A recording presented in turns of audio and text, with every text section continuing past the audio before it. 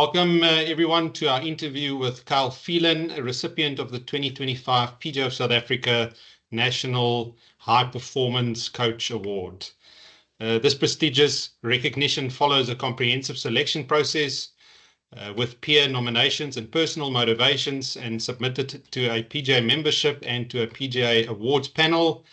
And Carl has been chosen by his fellow members and the panel as the deserving winner for this award. Each year, the PGA of South Africa honors 4 outstanding members across categories of management, club professional, high performance coach, and game development coach.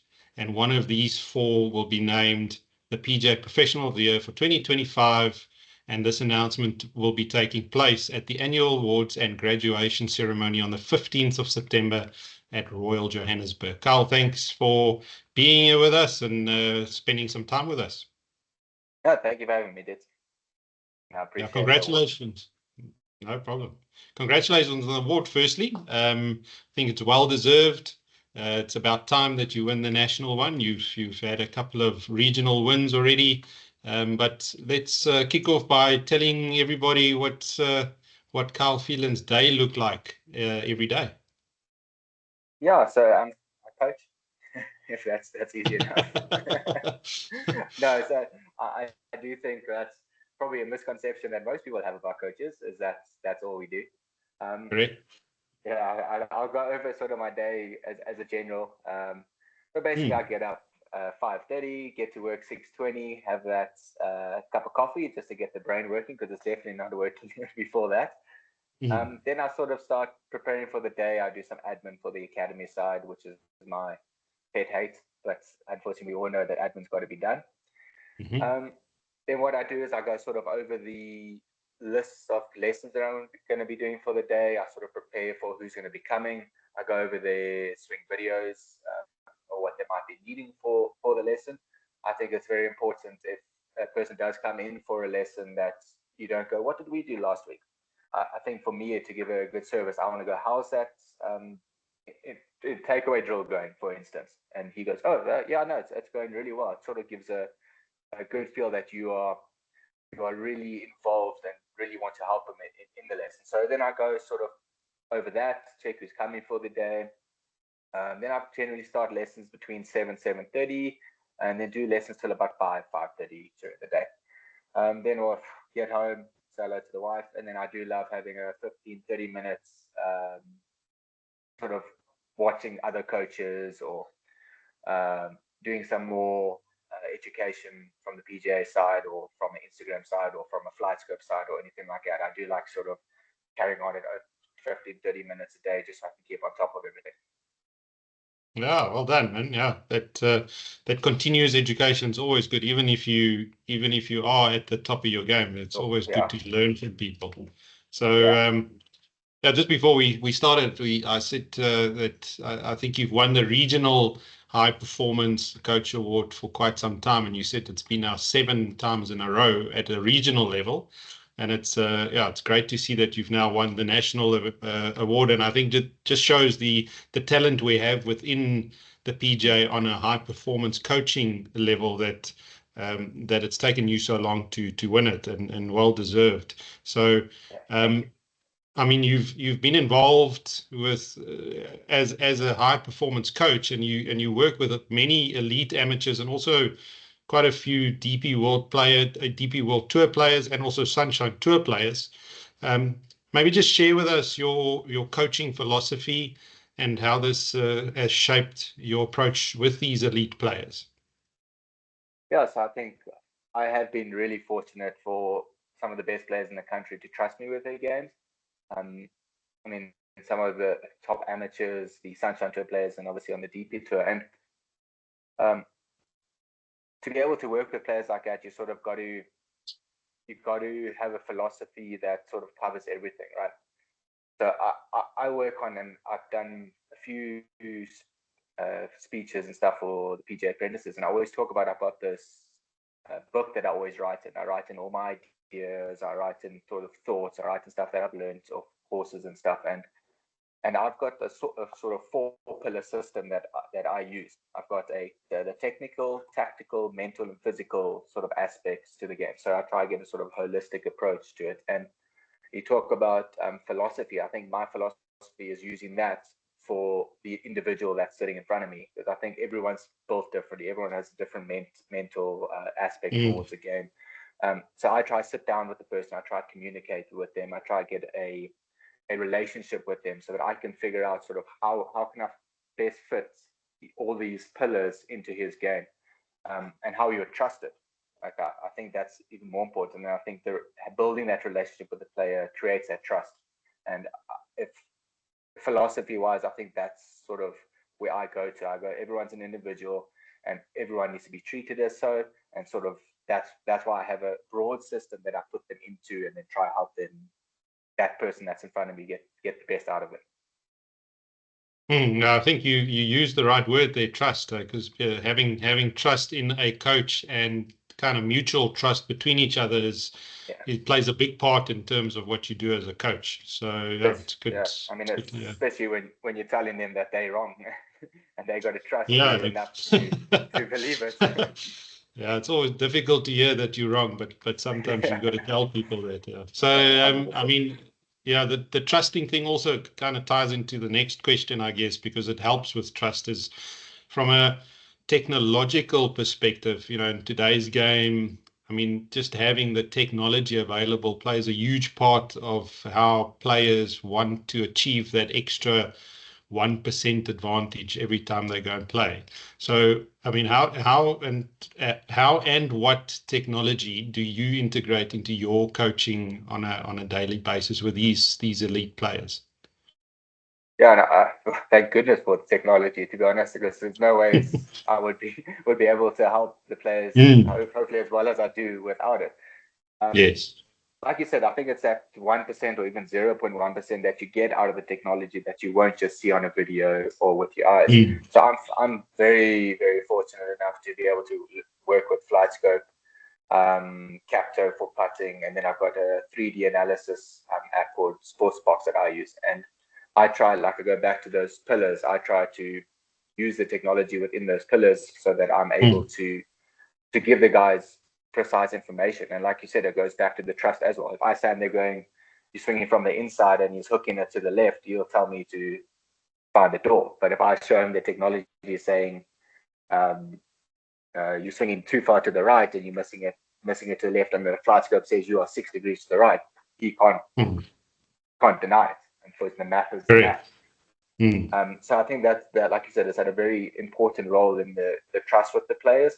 And then with that, also getting them better in the smaller senses. It's not just from the video. So I try to take all the technology, put it into the video, find the root cause through the technology, go into the video and sort of start with that root cause, because it's for me at the beginning it was very easy to fix the symptom.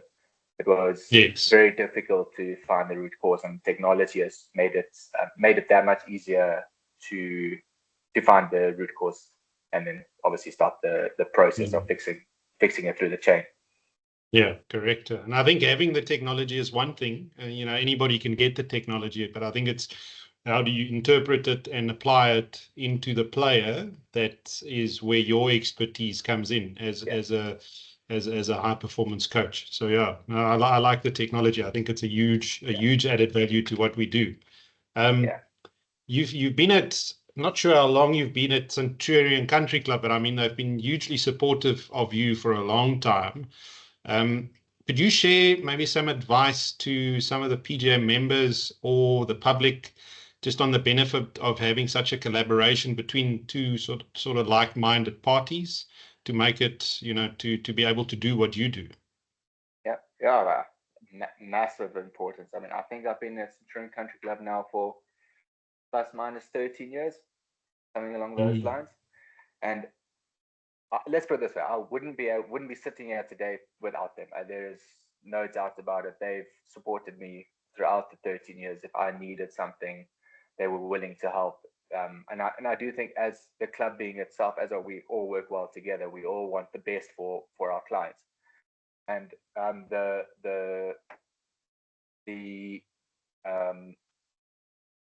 most important part, and I think what luckily that we've had with Centurion Country Club is that we've had a lot of PGA professionals come through here. And some of the best in the, I believe some of the best in the country. And I've been lucky enough, 13 years, I've been able to work with all of them. And you talk about sort of like-mindedness. I think us as an organization, I think having that within Centurion Country Club has helped a lot, where we can bounce ideas off each other because we all want the same thing. So yeah, without Centurion Country Club and being on the same page, I would definitely not be as successful as I am today without it. No, 100%. And it's once again the trusting. I think the club trusts you, and you trust the club, and at the end of the day, you just achieve sort of like a mutual plan that you've put in place. So it's great to see that the club supports you in that, and yeah, well done to them. Yeah, agreed. Mentorship, we're quite proud of the way we mentor associates into the association. It's part of the way and the pathway to membership into the program or to become a member of the PGA. And I've got, I guess, a two-part question for you here in terms of mentorship. And firstly, who played a role in your development as a coach? And then secondly, how do you play the role of a mentor to some of the aspiring coaches that's with you at Phelan Golf? Sure. So again, I think I was very lucky when I started in the industry. Again, I think since saying that, I think I'm very lucky to be sitting with this award today. So I went to the University of Pretoria, the High Performance Center, and I studied there. Then I worked for the High Performance Center, and I think that for me was the catalyst for sort of the movement to where I got today. I mean, I had for many years I had Llewellyn van Leeuwen around me. I had Emil Steinman around me. The players that they coached, I mean, they at one stage when I was working there, we had 7 of the top 10 amateurs in the country, something like that came in week in and week out. Then we had players like George Garcia, we had Peter Millman, we had Brandon Stone, we had Zander Lombard. We had these sort of players that kept coming through, and I was able to stand there and watch Llewellyn coach, Emil coach, and how they interpret the data, and how they speak to their clients, and how they get the best out of them. And never mind that, I think one massive thing from that side, there's lots of guys that were involved in this. We had Gavin Groves on the gym side. We had Theo Bezadenhout on the psychology side. So I had this. I talk about my 4 pillars. There was my 4 pillars. I had 100%. right from the beginning. So I think it was then we had Jan Stein, which, fortunate for me, he let me do my thing, but then he would reprimand me when I did something wrong. When I was young and stupid, I was like, damn, this guy, I can't believe he's making me do this. But now that I think back, I can really thank him for sort of how he allowed me to grow within the system, but with being firm and sort of what's right and what's wrong. So I've had some of the best mentors, and I think mentorship is a very important part in any industry if you want to reach the top. I continually have PGA members phoning me, coming for a lesson or coming just to watch me coach, and I invite it. I love it. I think the more we can do that, and the more we can bounce ideas off each other, the bigger and the better the brand will become. And then the second part was the mentorship in terms of the academy. So so I've had many great coaches come through. We had Gerard, he's now in Malaysia, if I'm not mistaken. We had Marna, who's now down in Durban. And at the moment, I've got Donald and Yaku. And I think one big thing first is that they're always watching me coach. They're always seeing how I do things, how I approach my lessons. Second is how they will give me feedback when they think there's something wrong. I think I have a very big open door policy in terms of how they can come to me and say, that was terrible, Carl, what are you doing? And I'll be like, what do you mean? And then sort of we will bounce between each other to get the most effective way to get the best to our clients. In our meetings, we'll sit down and we'll discuss what's good, what's bad, how can we make this better. and I do have systems in place for the coaches. This is how you start. This is how you process through it. This is how we end. Exactly how the PGA sort of does it. We've got this systematic approach that we're all on the same page and we all sort of work together to get better. And I'm a very big proponent of continued education, where I want them asking questions, I want them watching videos, I want them doing courses. And so I think that also forms how I can get the best out of the coaches here as well. Yeah, well done. Yeah, it's a comprehensive answer, and I think some of those names that you said there that played a part in your growth is, some of the top PGA professionals that we have. So yeah, it's nice to hear that you've come through the system and learned a lot. You also got to be open for learning though. So, and I think you're that type of guy. So, last question I'm going to ask you is from a highlights perspective. From a to date, what is the highlight, the best highlight that you've had in your career? Winning this. No, it's close, but I think I think one of the most awesome things that I've been through, and it actually started because of the lowest things that we've been through. It's one of the players I worked with. He was the bottom of the bottom. Like we was now, and we worked for many years. We were scraping the barrel. He was down. I had to figure out a way to get him back up. We sort of came with a plan.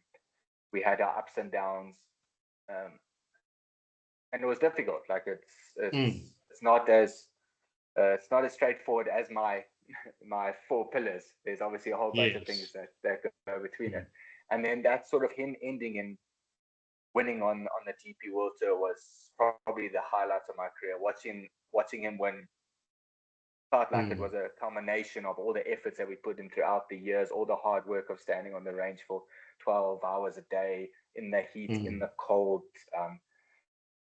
getting angry, getting sad, happy. It's like all this constant emotion. I think ending it in that was sort of the highlight of my career to this point. Obviously, with probably close second to this award. Okay, excellent, man. Yeah, well done. But I think you keep doing what you're doing. I think you do a great job. You're a great mentor for many young assistants or associates coming into the game. And I mean, keep growing the game of golf there at Centurion. And it's been a pleasure interviewing you and you providing some insight for us on how you touch lives through the game of golf. And we look forward to having you at the annual award ceremony on the 15th of September at Royal Johannesburg. It's going to be great hosting you for the evening, and we'll see you there. Thank you, Ditz. I appreciate it. And thank you to all the PGA members as well. Perfect. Okay, Carl. Thank you. We'll see you soon. Cool. Cheers, Zach. Bye. Cheers, bye.